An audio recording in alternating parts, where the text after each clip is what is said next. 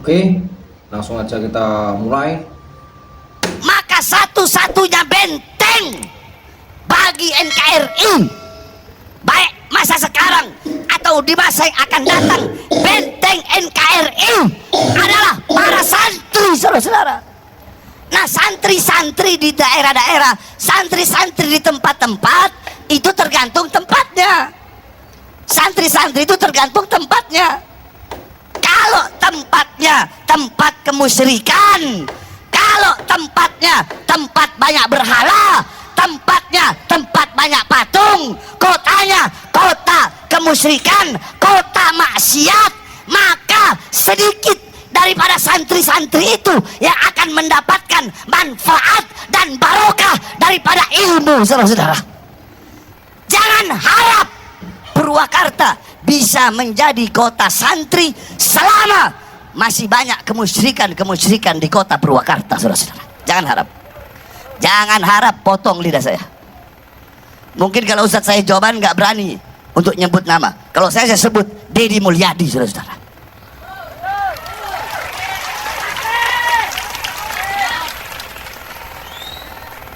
Ya kenapa Jokowi aja saya sebut, apalagi Deddy?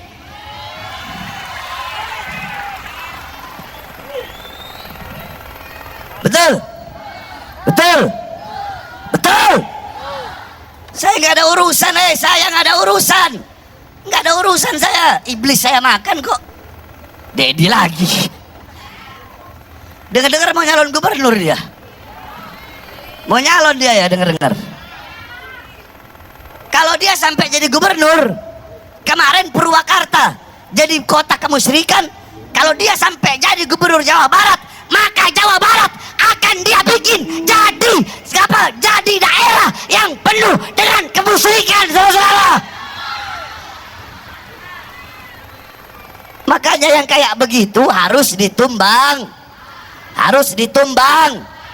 Bodoh amat, terserah. Kalian mau bilang saya pakai, terserah. Kenapa? Saya tidak rela. Saya bukan orang Jawa Barat, saudara-saudara. Saya orang Sulawesi, tapi saya tinggal di Jawa Barat. Di mana saya ditinggal, di situ saya junjung, saudara-saudara. Di mana saya tinggal, jangankan tinggal, di mana kaki saya berpijak, maka di situ semua adalah saudara-saudara saya. Siapapun mereka, siapapun agamanya, apapun rasnya, apapun sukunya, apapun warna kulitnya, selama kaki saya menginjakkan kaki, kaki saya menginjak di tanah Indonesia, dimanapun wilayahnya, dimanapun kabupatennya, dimanapun kotanya, dimanapun daerahnya, maka saya akan berada di pihak rakyat untuk membela rakyat sampai titik darah penghabisan, saudara-saudara. Allahu Akbar. Siap lawan kemusyrikan, siap lawan kemusyrikan, siap lawan kemusyrikan. Allahu Akbar. Enak aja mau jadiin Purwakarta kota kemusyrikan, udah dijadiin malah. Jangan. Purwakarta kota apa? Banyak anak buah yang nggak ada urusan. Bahkan nggak ada urusan. Bahar bin Smith nggak ada urusan. Saya udah gak ada urusan, saya gak peduli. Saya mau masuk penjara kayak udah gak ada urusan. Masuk penjara, masukin saya penjara. Pulang dari sini penjarakan saya. Saya gak ada urusan, saudara-saudara. Mau masuk penjara, ya saya 13 kali masuk penjara. Keluar masuk, keluar masuk, keluar masuk, keluar masuk. Kenapa? Karena saya membela rakyat. Yang saya bela rakyat yang susah, rakyat yang kelaparan, rakyat yang ditipu, rakyat yang dibohongi, rakyat yang tidak disejahterakan. Itu yang saya bela, sehingga saya keluar masuk penjara. Makanya bagi saya sudah bosan, saya sudah muak melihat ketidakadilan bagi rakyat, melihat penyengsaraan rakyat, melihat penyesatan rakyat, melihat kesewenang-wenangan pemerintah kepada rakyat.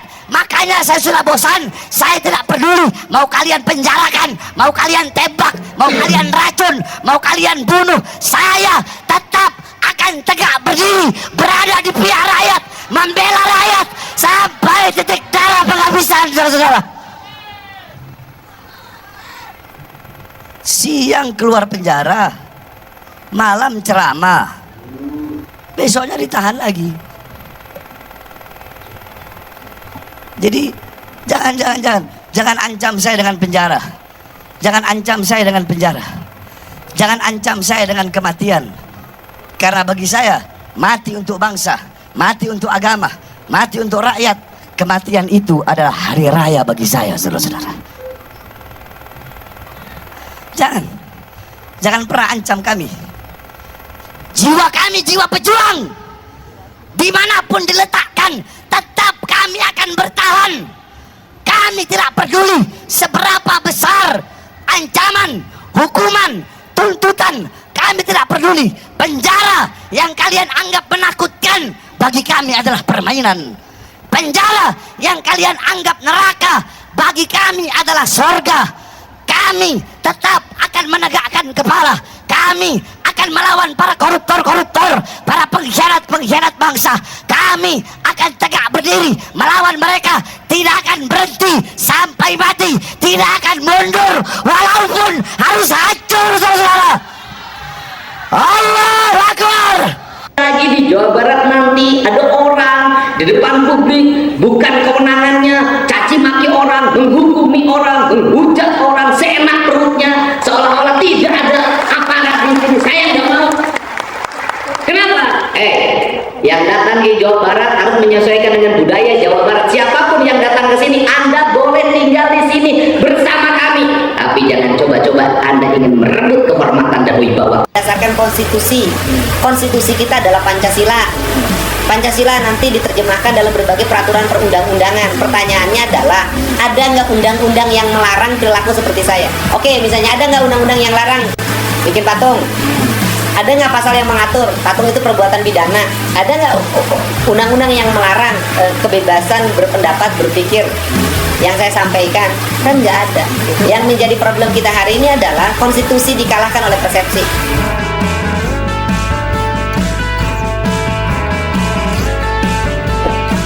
Ya itu tadi, orang nggak suka dengan cara berpikir saya, orang yang nggak suka juga dengan politik yang saya jalani, orang yang kalah juga dalam politik menggunakan intuisi persepsi agama menjadi sentimen individu yang dianggap sebagai konstitusi dalam kelompoknya.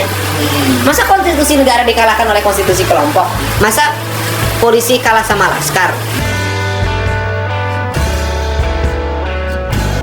Oh, nggak ada masalah pribadi. Yang ada adalah perbedaan gagasan dan pandangan. Saya memandang Sunda adalah sebuah sistem nilai yang hidup dan mempengaruhi diri saya.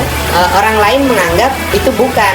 Saya memandang bahwa Islam itu bisa diterjemahkan dalam seluruh nilai-nilai yang berkembang pada sebuah wilayah, rahmatan lil alamin.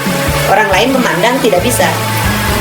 Saya memandang syariat Islam itu adalah nilai-nilai keadilan, nilai-nilai kemanusiaan, penghargaan terhadap hak orang miskin diurus, sampah dipungut, kebersihan ditata, pemerintah yang terbuka dan demokratis, itu syariat Islam. Orang lain menganggap bukan itu syariat Islam. Datang dari negara lain ke sini, tiap hari membanggakan leluhurnya, tiap hari bercerita keunggulan leluhurnya. Tiap hari kita harus mendengarkan riwayat-riwayat leluhurnya. Setelah itu kita bermahabbah pada mereka, menghormati mereka, mendewa-dewakan mereka, dan kita menganggap diri kita lebih rendah dari mereka. Dan tak terasa domba kita kirim, uang kita kirim untuk mendapatkan air putih agar kita usahanya lancar. Kita keluarkan uang demi mereka.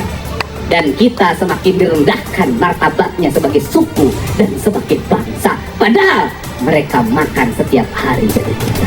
Cerita-cerita dalam setiap hari yang kita dengarkan adalah cerita hebatnya leluhurnya orang lain, solehnya leluhurnya orang lain. Dan saya katakan, leluhur kita lebih soleh dibanding leluhur mereka, leluhur kita lebih baik dibanding leluhur mereka, leluhur kita lebih beradab dibanding leluhur mereka, leluhur kita lebih dekat dengan Hyang Tunggal, dengan Allah Subhanahu wa Ta'ala dibanding leluhur mereka.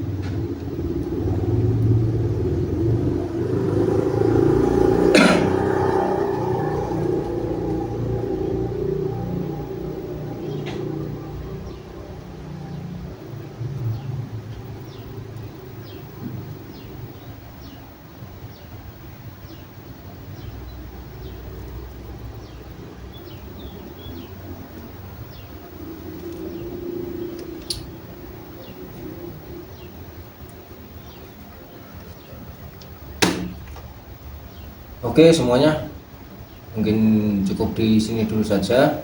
Jangan lupa di like, komen, dan subscribe. Dan sampai jumpa di video selanjutnya.